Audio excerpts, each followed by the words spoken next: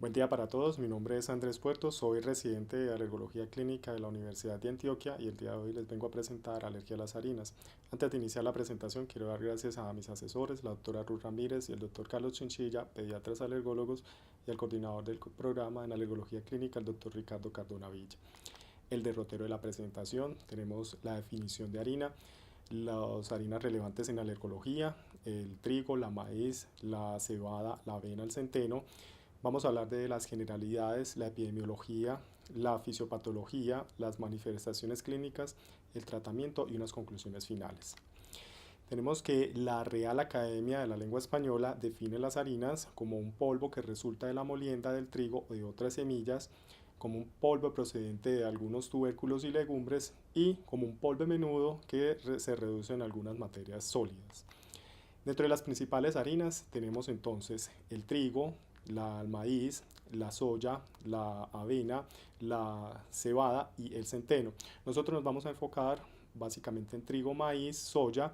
y vamos a hablar unas generalidades del resto de las harinas. Continuando con la historia, entonces tenemos que para los años 20 y 30 en los Estados Unidos se observaba que panaderos, molineros y otras personas que trabajaran con estas harinas de los granos de los que estamos hablando presentaban ataques de asma bronquial. Ya para el año de 1947, Schwartz hace una recopilación de casos de todos estos pacientes y postula que podrían ser que estos pacientes podrían estar sensibilizados a las harinas de estos granos y que estas manifestaciones clínicas podrían estar relacionadas al contacto con este tipo de alergenos y también a la inhalación. Continuando con la taxonomía, tenemos que estas hacen parte del grupo de las gramíneas, de las familias de las poáceas, la mayoría, excepto la soya, que hace parte de las legumbres. Pasando más específicamente a estas harinas, tenemos el trigo, el cual es uno de los más cultivados a nivel mundial, gracias a que es fácil de cultivar en diferentes climas y ofrece altos rendimientos.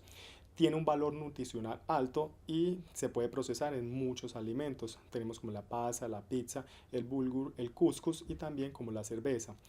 Sin embargo, el trigo es un disparador cada vez más reconocido para las alergias alimentarias mediadas por el sistema inmune y que están relacionadas tanto con su ingestión como con su inhalación. Pasando en la epidemiología, tenemos que se desconoce la prevalencia de alergia alimentaria mediada por inmunoglobulina E al trigo confirmada por el reto oral.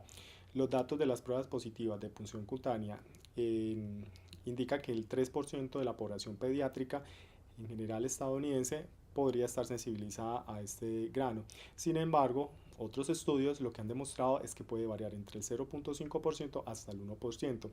Lo que se observa es que en algunos países, después de la leche y el huevo, es el tercer alimento por el cual presentan alergias alimentarias. Y en los países donde se ha visto esta proporción están en Estados Unidos, Japón, Alemania, Finlandia, entre otros. Pasando para la clasificación, entonces tenemos que los trastornos relacionados con el trigo se dividen en autoinmunes y en alérgicos, que los autoinmunes se dividen en enfermedad celíaca y en dermatitis herpetiforme, y en los alérgicos tenemos el IgE mediado y el no IgE mediado, que dentro del IgE mediado tenemos tanto la esofagitis como la gastritis eosinofílica, y en los IgE mediados tenemos la alergia alimentaria, que a su vez se divide en urticaria, angedema, anafilaxia y anafilaxia inducida por el ejercicio dependiente de trigo, y en la alergia respiratoria tenemos el asma y la rinitis del panadero. Continuando con la clasificación, tenemos que las proteínas de los cereales, en este caso del trigo, se basa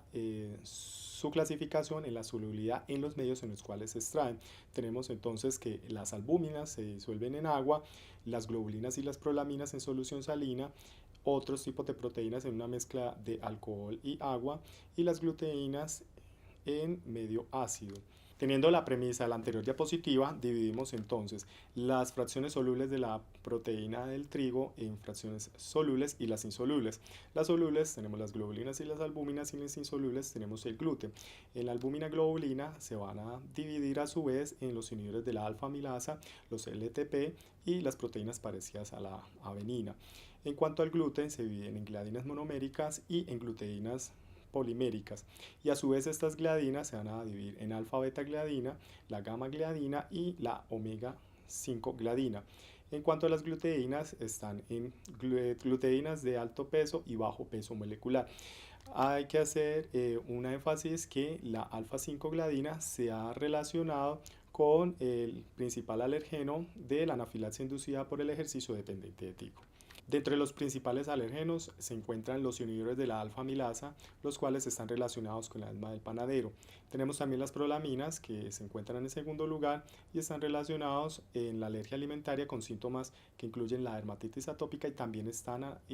involucradas en la anafilaxia inducida por el ejercicio dependiente del trigo. En cuanto a los principales alergenos, entonces tenemos el TRIA12, que está como un factor de riesgo en la harina inhalada, el TRIA14, que es una LTPS, que no tiene reactividad cruzada, tenemos el TRIA19, la omega 5 gliadina, que es la que está relacionada con los tipos de hipersensibilidad inmediata, la gamma gliadina, el TRIA20 y el TRIA21, la alfa beta gladina. Entre otras también están el TRIA21, la alfa-beta-gladina, de la que estábamos hablando, y la TRIA26, una de alto peso molecular, que está relacionado también con algunos tipos de alergia al trigo. Más específicamente, entonces, hacemos énfasis en la omega 5 gladina, la cual tiene una alta estabilidad y eso le confiere entonces que cuando se hace una cocción a altas temperaturas podría resistir esta cocción y podría generar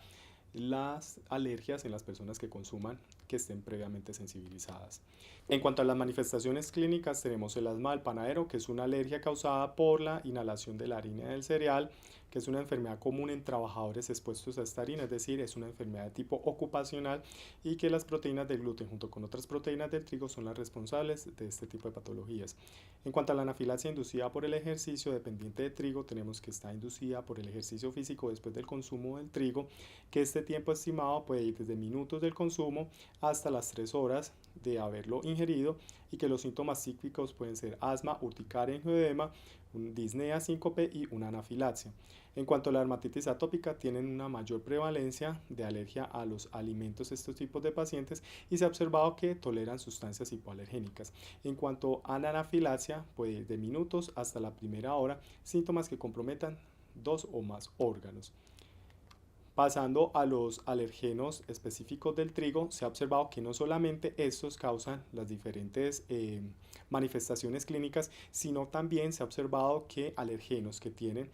una similitud estructural con estas proteínas generan estos síntomas, entre los cuales tenemos la alfa-amilasa de enzimas en hongos y también se ha observado que se generan los síntomas con ácaros que contaminan la harina del trigo. Continuando con las manifestaciones clínicas, entonces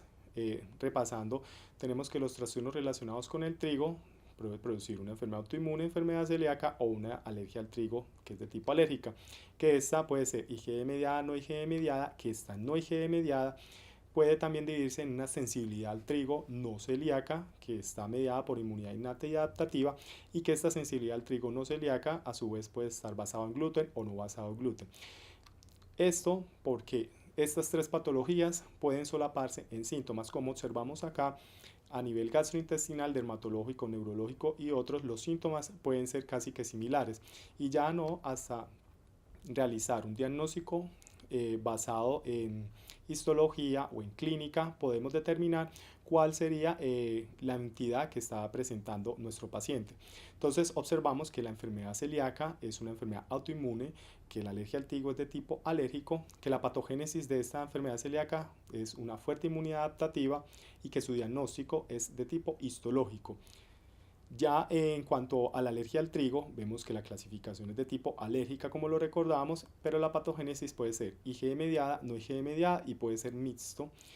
y que su diagnóstico se basa básicamente en clínica. Que cuando ninguna de estas dos cumple los criterios, nosotros vamos entonces a tener la patología sensibilidad al trigo gluten no celíaco, que es una patología que cumple algunos criterios de enfermedad celíaca o de alergia al trigo, pero no cumple completamente los dos y es como un diagnóstico diferencial o un diagnóstico de exclusión cuando no cumple ninguno de estos dos criterios clínicos para estas dos entidades. Este estudio, publicado en el año 2001, pretendía determinar la utilidad de los puntos de decisión predictivos del 95% de evaluación prospectiva de alergia alimentaria. Para llevar a cabo se recolectaron sueros de 100 niños y adolescentes remitidos para la evaluación de alergia alimentaria, por lo cual se hizo detección de inmunoglobulina específica en sangre para huevo, leche, maní, soya, trigo y pescado. Vemos en esta tabla la prevalencia de hipersensibilidad alimentaria en el previo estudio retrospectivo del que les comenté y comparado con el estudio prospectivo, y observamos que el trigo tenía en el estudio retrospectivo una prevalencia del 12% y en el estudio prospectivo que se llevó a cabo una prevalencia del 27%. Vemos que los diagnósticos de hipersensibilidad alimentaria bajo una reto doble ciego controlado placebo, dependiendo de si era convincente la historia o sugestiva la historia, determinaba la positividad de la misma. Vemos en maní, por un total de 23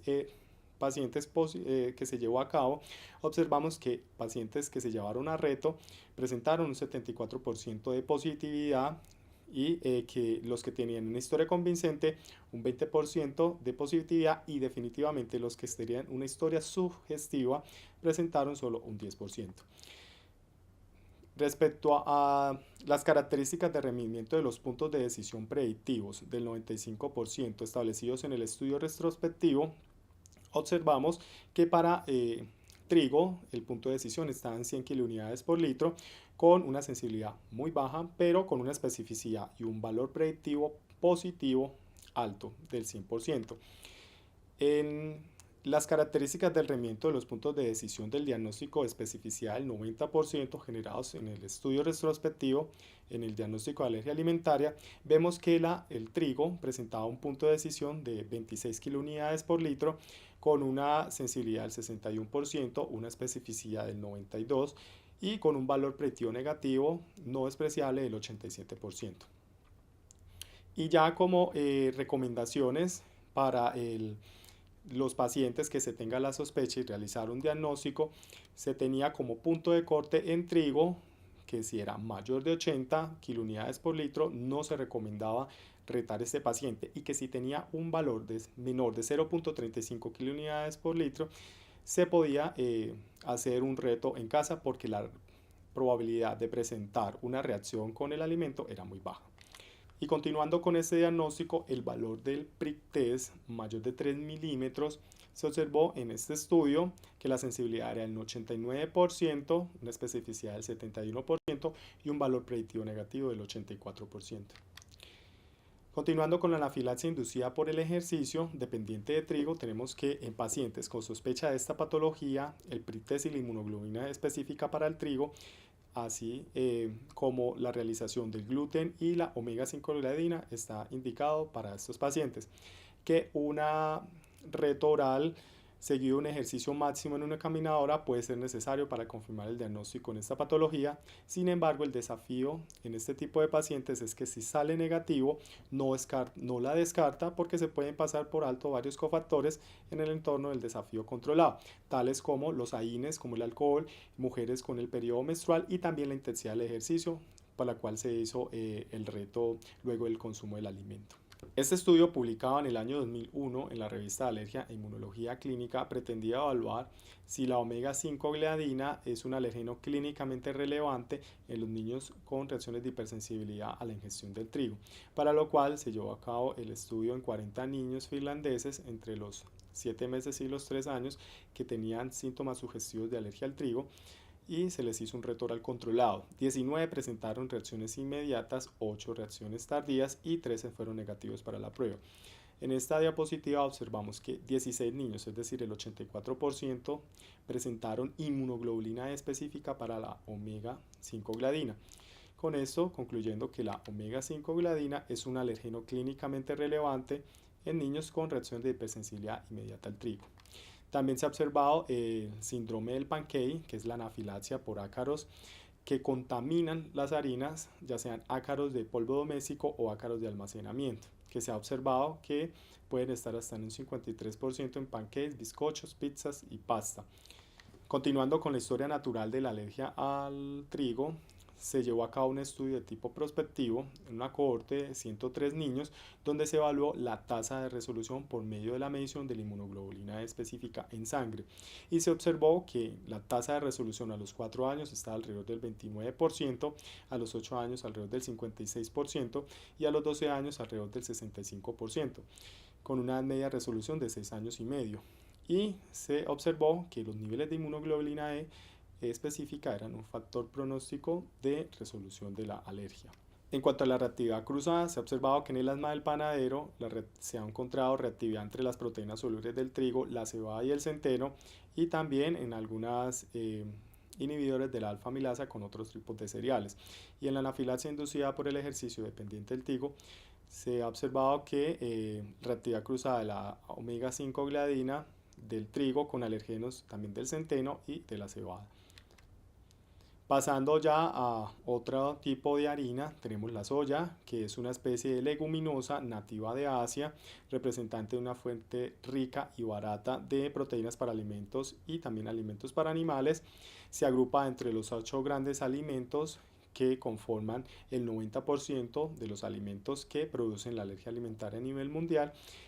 y que los productos de soya fermentado, como la salsa de soya y el miso, son mucho menos alergénicos en comparación con otros tipos de derivados como el tofu y la leche de soya. Vemos que la soya produce múltiples derivados y nosotros nos vamos a enfocar en la harina de la misma. En cuanto a los alergenos de la soya, se ha encontrado que el GLIN M5,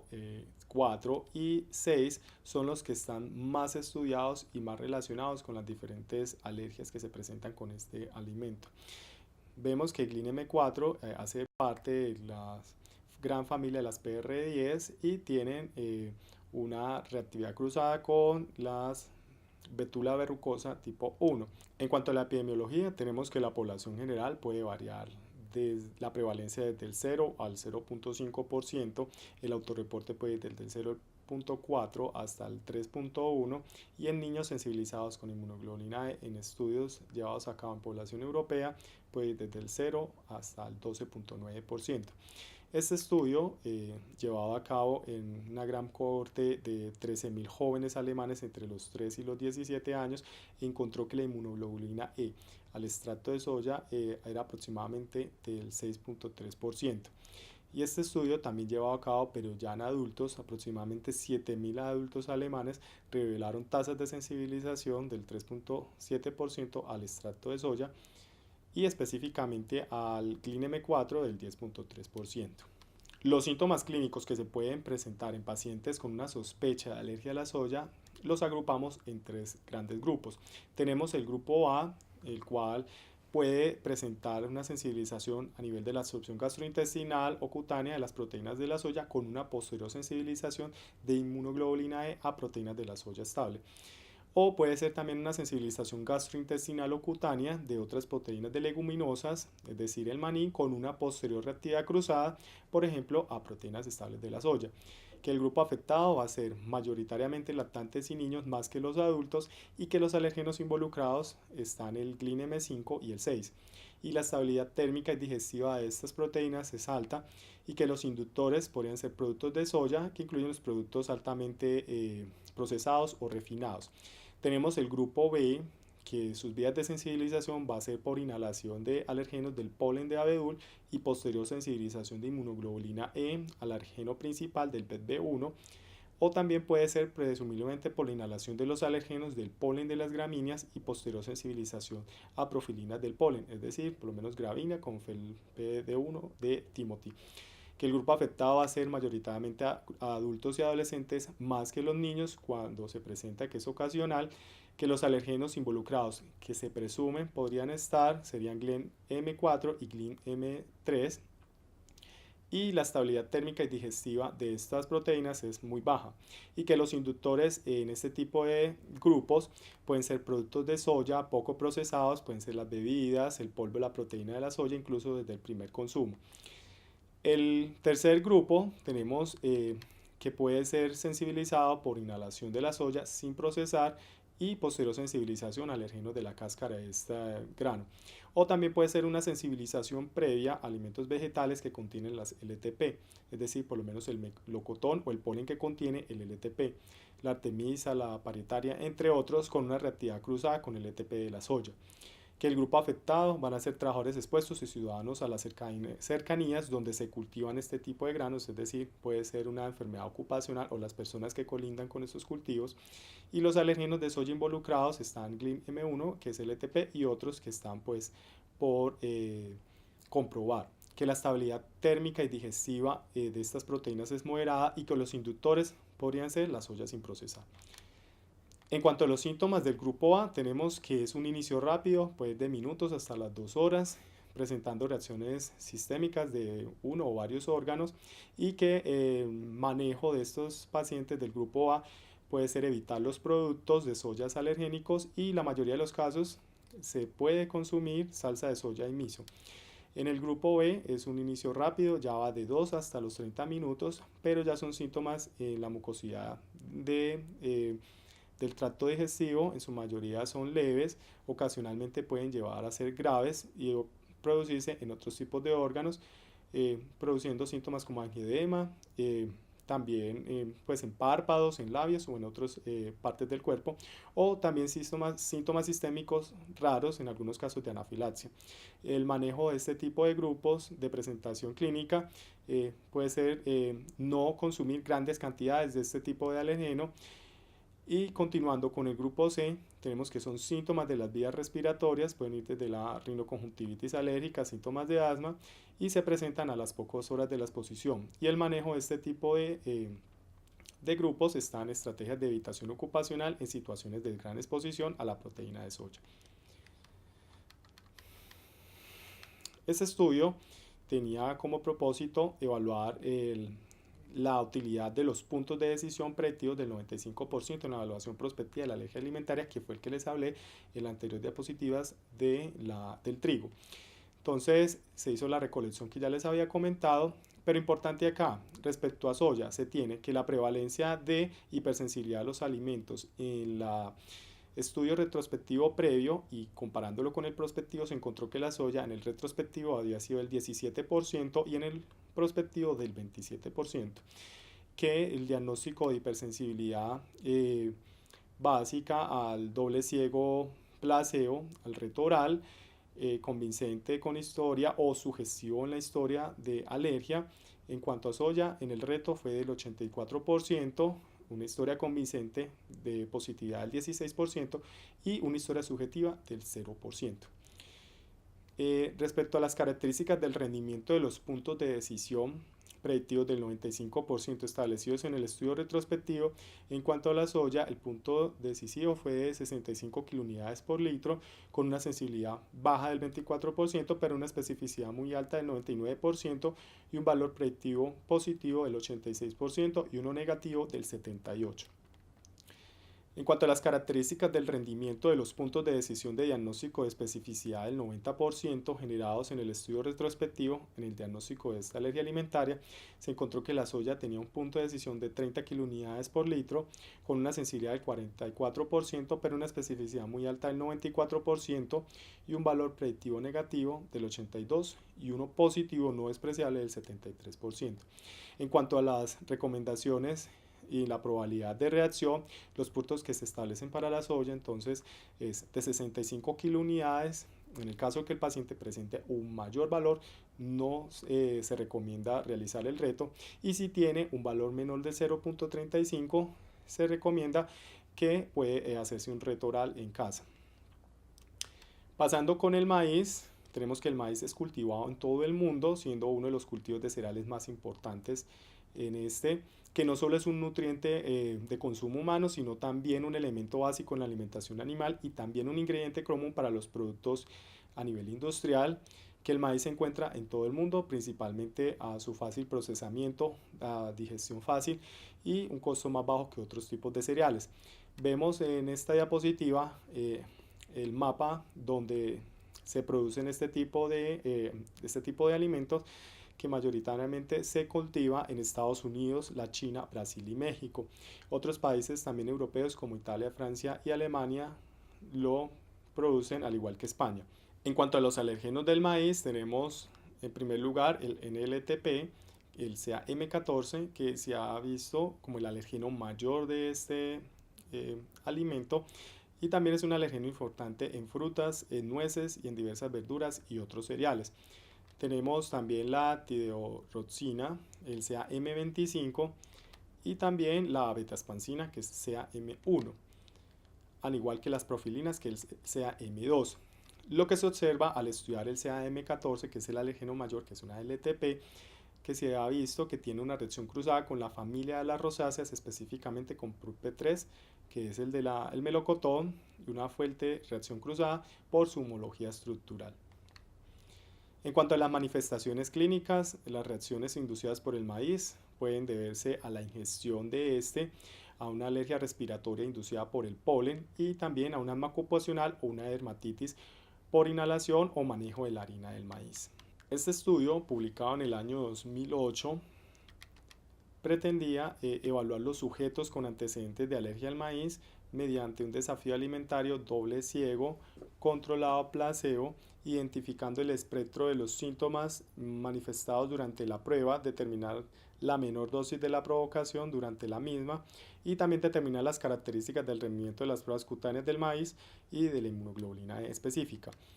Para eso entonces se obtuvo que 13 pacientes fueron positivos para la prueba. En 3 casos de todos los reclutados no se realizó porque tenían antecedentes de reacciones graves a la ingestión del maní. Y se observó que la menor dosis estaba entre el 0.1 gramos pasando hasta los 10 gramos, en algunos casos inclusive en uno se presentó hasta 25 gramos. Continuando con las harinas, tenemos la avena, el cual es un alimento básico de los hogares que está en productos de cuidado personal, tales como champús, jabones, cremas hidratantes, entre otros, que las reacciones inmediatas están relacionadas con la presentación de urticaria y en las tardías más con dermatitis de contacto a productos cosméticos con avena. Se ha observado un reporte de caso de anafilaxia a la avena y que se ha descrito un componente del alergeno de la avena cultivada, la avena sativa, como ABS7. También es importante tener en cuenta que la avena contiene pequeñas cantidades de gluten, por lo cual no puede ser utilizada como un cereal alternativo en pacientes que tienen enfermedad celíaca. En la tabla 1 observamos reportes de casos de pacientes que presentaron urticaria de contacto y dermatitis de contacto en productos del cuidado personal que contenían avena. Entonces vemos en una mujer presentó una reacción de tipo 1 de hipersensibilidad con una prueba de parche negativa y un test positivo tanto para la crema como también para el extracto de avena sativa. Vemos otros reportes de caso, 4 en total, que presentaron tipo de hipersensibilidad tipo 4 a los extractos de estos productos, donde tuvieron un RAS positivo y una prueba de parche positiva en ambos casos. También se han observado estudios en niños con dermatitis atópica que se les hicieron una prueba de sensibilización encontrándose en algunos casos hasta el 32.5 de sensibilización a la avena. Y el factor de riesgo que se observó fue la aplicación de cremas con avena. En otro estudio, en 30 niños con dermatitis atópica que tenían exposición a productos con avena, se encontró que 5 presentaban exacerbación al contacto con los productos del mismo. Continuando con la cebada, entonces hace parte del orden vulgare, que está relacionado con las malteadas, elaboración de la cerveza y otros licores, además de otros productos como el pan de cebada, que también puede contener gluten y que hace parte de la familia del trigo y el centeno. Entre las conclusiones finales tenemos que la alergia a las harinas es un reto diagnóstico, ya que presenta reacciones cruzadas entre alergenos, creando síntomas similares entre estos, que la provocación oral es la prueba de oro en los pacientes en que se sospecha este tipo de alergia y que se requieren más estudios para estandarizar las pruebas serológicas y cutáneas que puedan contribuir en el diagnóstico y seguimiento en estos pacientes. Muchas gracias.